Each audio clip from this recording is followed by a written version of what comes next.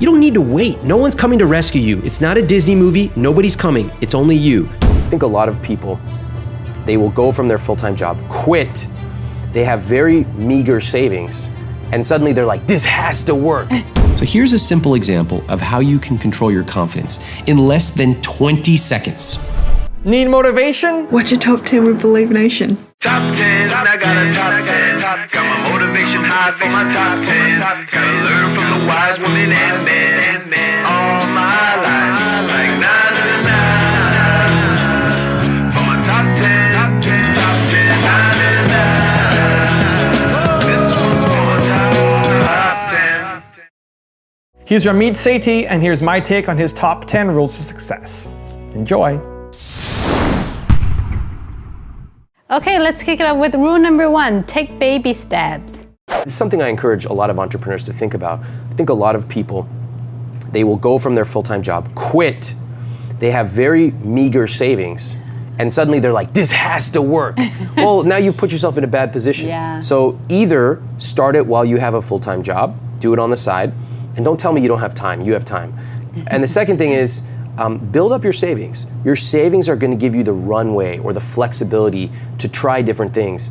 A business is not easy, especially going from 0 to 1. It's pretty hard. And if you're under a time crunch where you have like 2 months of cash left, you're going to start making bad decisions. Yeah. Rule number 2, seek ambitious people. The average of the 5 people you're surrounded with, that is a very powerful idea.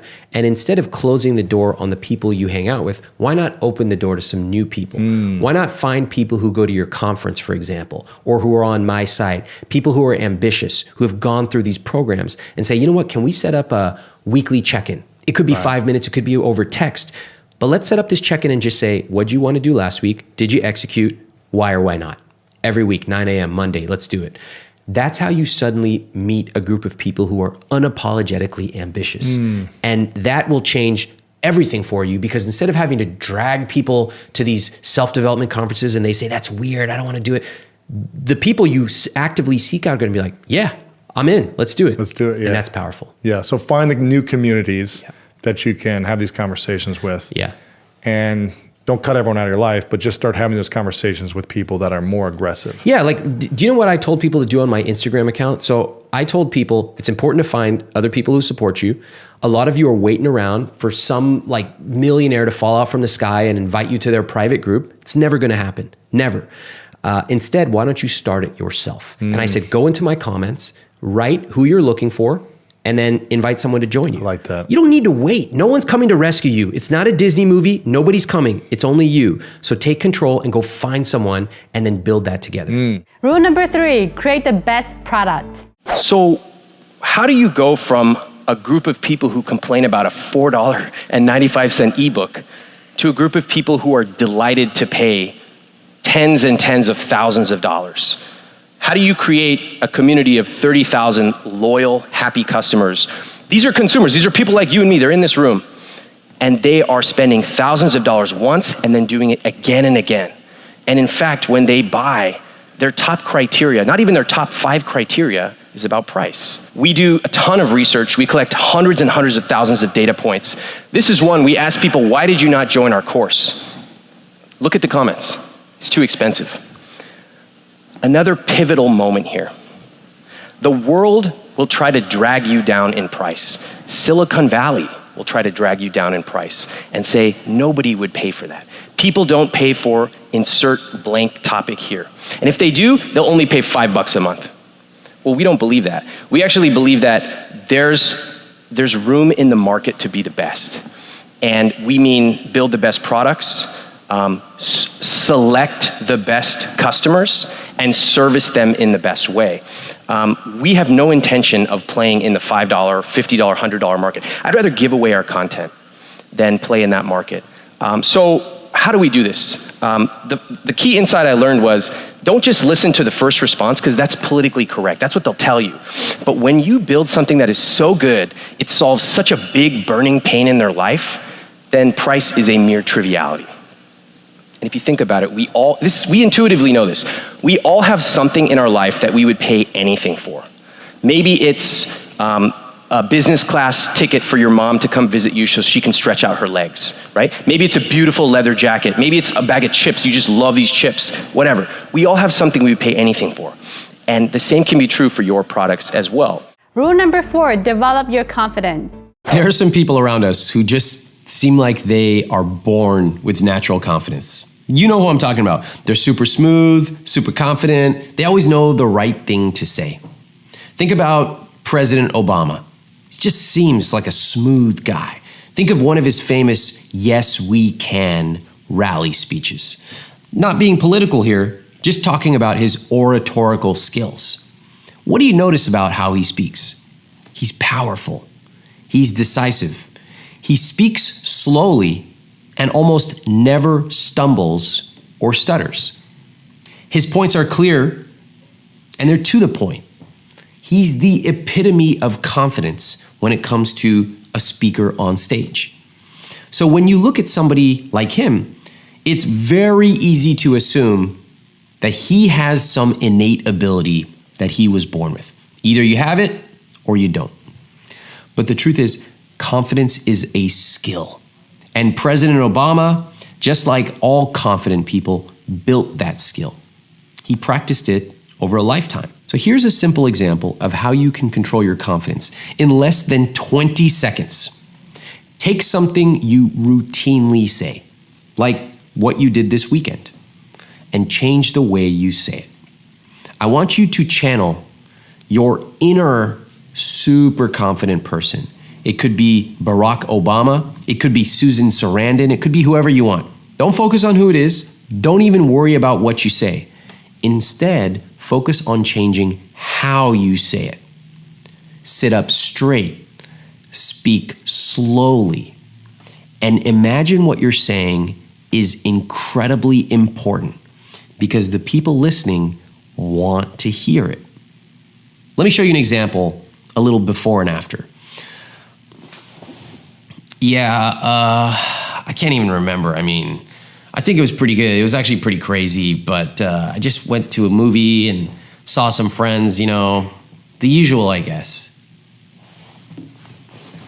Now let's compare the after. We had a great weekend. I was with the kids on Saturday. Then Michelle and I caught a Broadway show and finished the night at that new sake bar downtown. Now, what'd you notice? Notice first that I'm intentionally using someone else to role play. This really lets us get into play acting without worrying about our own life, our own Saturday. Ooh, maybe I don't have as cool of a life as going to a sake bar. Don't worry about that.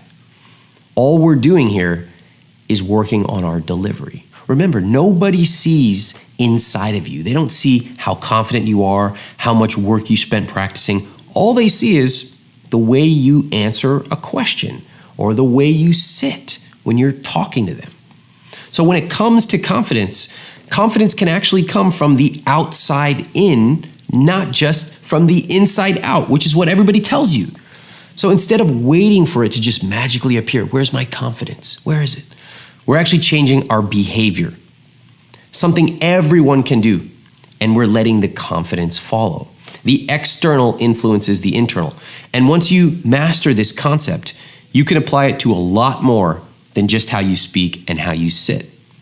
Rule number 5, apply the D to C principle. When anyone says, I bought a business class ticket, notice the almost instinctive reaction. It's like, this, what a show off. And all these other things that come along with it. And I want to challenge people. I have this principle I call the D to C principle. And it, instead of being derisive and saying, oh, so stupid, that's ridiculous, I would never do that. I actually want to encourage everyone to be C, curious.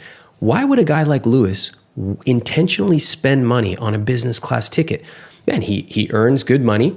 He has a lot of options. He must know something that I don't. And I want to understand why. So from D to C, and if you start to take that perspective, especially on high earners and how they spend their money, all of a sudden you stop saying, that's ridiculous, or if I had $1 million, I would never do that. Instead you say, why did that person spend on that? And I want to know. Maybe I don't agree. Maybe, you become a multimillionaire and you don't want to spend on business class, you just don't care. But it's interesting that you do it, and I'd like to know more. Rule number 6, add value first. 6? 6. That's 6. According to who? Chinese. If you go to this site, I will teach you to be rich, you can see the names of the products, but you can't buy. Why? Because I don't want you to go and just look at the course and just say, do I like this or not? Do I feel like, it's not a pack of gum. These are works of art that we spent years and millions of dollars building and testing. And so what I want to do, instead of just trying to get money quickly, I want to build a relationship. So the only thing you can do, you can read 12 years of free material, you can look at our thousands of YouTube videos, but if you want to know more, then I want to send you free material through our email list. And so you can see there's lots of places to sign up to get tons of bonus material. Now, if you do that, suddenly you and I have a relationship, and I can send you emails and on and on. So we have, many hundreds of thousands of people who are on our email list, and they get emails from us 4 or 5 times a week. Isn't that a lot? Yeah. Well, a lot of people, I've heard that I email more than people's girlfriends, boyfriends, moms, dad. I say I love it because our emails break all the rules. They're really long. People say, oh, nobody has time. Make it quick. Wrong. If you have something interesting to write, people will read 20-page long emails. Wow. And we don't allow people to buy until the time is right. When the time is right, we open up our course. You can join if you choose.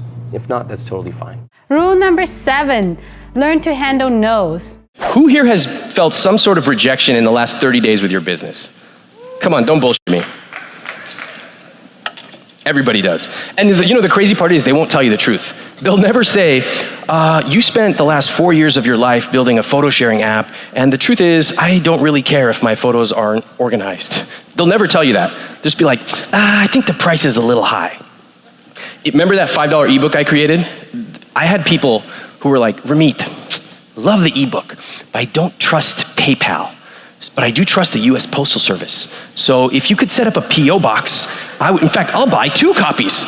And like naive Ramit in 2006, I was like, okay. So I actually set up a PO box, and I was like waiting, like, where's my bushel full of checks? And over the course of an entire year, I received 1 check for $4.95. Don't make my mistakes. The thing is, they'll never tell you why. They'll never tell you why. So I want to show you how we handle no's. Here's a script. I'd like to show it to you. This is from a student of ours who applied for a program. He was accepted, and then he didn't join. Let me read it to you. Hi, Karthik. I noticed you were interested in testing blah, blah, blah, and you filled out the application, but you didn't sign up. How come? The course is closed now, but I just wanted to reach out and find out what's up. So this is written very intentionally. First, people don't like to be told, hey, you said you were going to do something and then you didn't do it. They don't like it. But we still want to find the answer to our question. So we did a couple things in this email, and we've tested this. 1, we kept it really short. 2, it's super conversational. Notice the phrases, how come? Or let me know what's up. Sometimes we say, out of curiosity. We're not saying, we're not being super corporate about it. And then 3rd, we have to be really clear. We're not trying to sell. In fact, the course is now closed. We cannot collect your money. We don't want it. We get massive responses. So if you have had people who are on your email list or in your customer base, they have not bought something from you, you're sitting on a gold mine. The type of answers we get from this are amazing. They'll say things like, well, I'd love to join, but course looks awesome, but I'm in Australia and I can't fly to New York. We're like, dude, it's an online course. But that's not their fault, it's our fault for not communicating that. Or we get people who say, this course looks amazing, but it's really expensive and I can't convince my husband or wife to buy into it. That's actually really valuable, so now we can add that to our FAQ. So we collect these data points at every stage of the customer experience. Before the product, in the product, if they refund, et cetera, et cetera. I can't tell you enough, you have to listen to the customer. Rule number 8, get in control of your life. Why is it hard for us to talk about money? Why is it scary? Yeah. Why don't we talk about it enough with our friends, our family? Why is that? There's one great study showing people would rather talk about their sex lives than their amount of credit card debt. I love that. I think that's totally true. It's true. 100%. And think about what money means. It means that you were successful in this culture. And I am here, people know me as the I will teach you to be rich guy. And I have always said money is an important but small part of living a rich life. Just because you make more or less doesn't mean we're better friends. Not at all. It has nothing to do with that. But it is important for people to be in control of their money, whether they're making $15 an hour or $15,000 an hour. And there are people I know who make that. So that just simply shows, are you in control of your life at whatever level you are?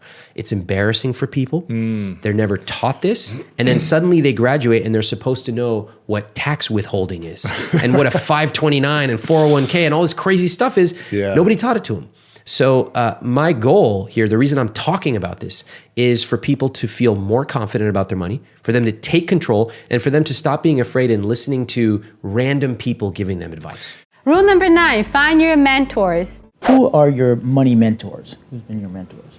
You know, I've studied most of the greats, and I read their stuff. I think it's absolutely fascinating to know from different types of investors, different types of personal finance personalities, but the people that influence me most come from the world of psychology. They come from different worlds. So we have an amazing professor, BJ Fogg, one of my mentors, Brian Wansink at Cornell, who wrote an amazing book, Mindless Eating, which is so close to money. It's just about food. All these guys, Cialdini, of course, who teach us about the true theoretical psychology of why we do what we do. Those are the people who actually influence me the most. Rule number 10, buy back your time. I actually want to make the case against extreme frugality. Everybody, everywhere you turn, you hear people telling you what you can't do with your money. No lattes, no jeans, no vacations, save it up in a little treasure box, and then one day when you can't even see anymore, then you'll be able to take the greatest vacations of your life. Who wants to live like that? I would rather you set your automatic savings goals, you set your automatic investing goals, and then you take the rest of your money, your guilt-free money, and you spend it extravagantly on the things you love. One way, very simple, when you go to the grocery store, maybe you buy a bunch of pre-cut vegetables. Now, when I was growing up, my mom thought this was a huge waste of money. I now think it's a great use of money because it buys back my time. Another thing you can do, a lot of people live in New York, hire a dog walker. You have a dog, you may not have time to walk that dog in the middle of the day, boom, dog walker, done. And then as you become even more successful or more strapped for time, there are even more ways that you may want to spend your money. You may want to hire an assistant to help plan your travel. You may want to spend for a business class flight because when you arrive, you're getting straight to work. These are all different ways that you can be thinking of buying back your time. As a general rule of thumb, I want you to be saving 5 to 10% of your take-home income, and I want you to be investing 10% of your take-home income. If you do that, you're on a good track. And that means that the rest of your money after your fixed expenses like your rent or your mortgage is guilt-free money. Now I've got a special bonus rule from Ramit on how to start small that I really think you're going to enjoy. But before that, it's time for the 3-point landing questions. Let's go from just watching a video to taking action. Here we go. Question number 1. Where can you add value first to your clients? Number 2, where do you need to get in control of your life? And number 3, how can you buy back your time? I started the blog while I was in college. I started it in 2004. And it wasn't some burst of genius. It was that I was trying to teach my friends about personal finance.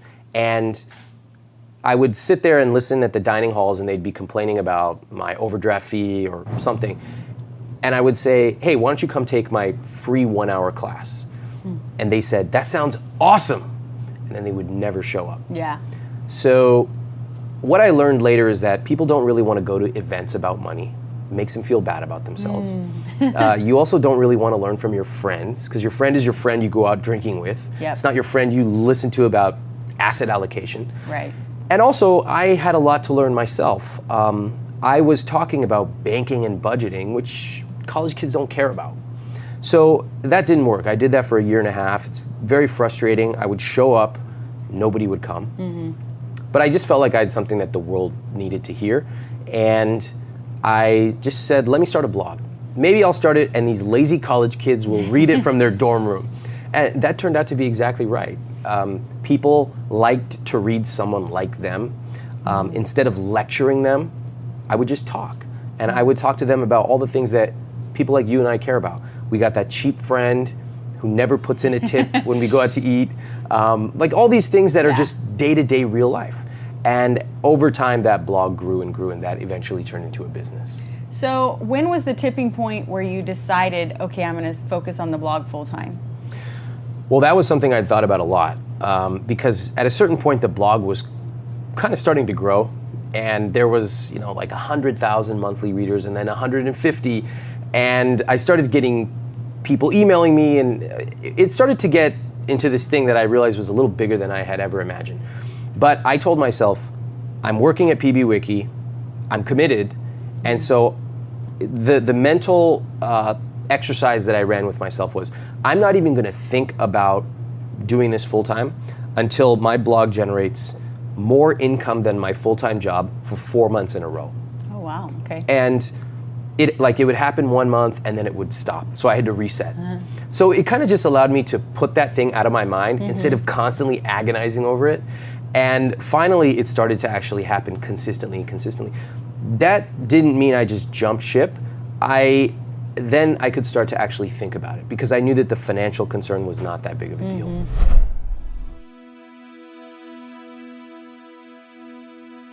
If you want another amazing video highlighting excellence in the Indian community, check it out right there next to me. I think you'll enjoy it. Continue to believe, and I'll see you there.